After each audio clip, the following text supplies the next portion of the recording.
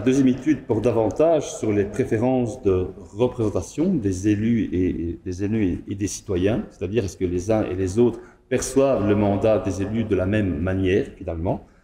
À nouveau, donc, est-ce que ces élus et ces citoyens ont des préférences qui sont semblables? Alors, c'est oui et non. Donc, il faut revenir à la base. On a demandé aux citoyens et aux élus et élues,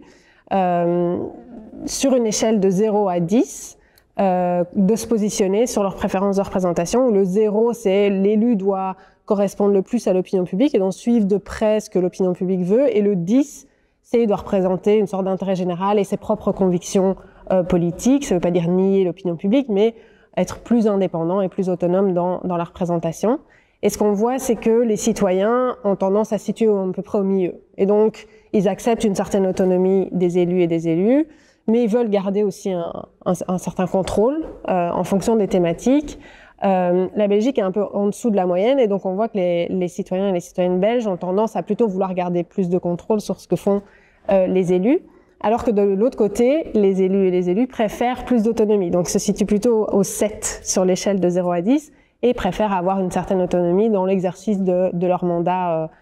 parlementaire. Alors en soi, ensuite, on voit que c'est pas homogène, et donc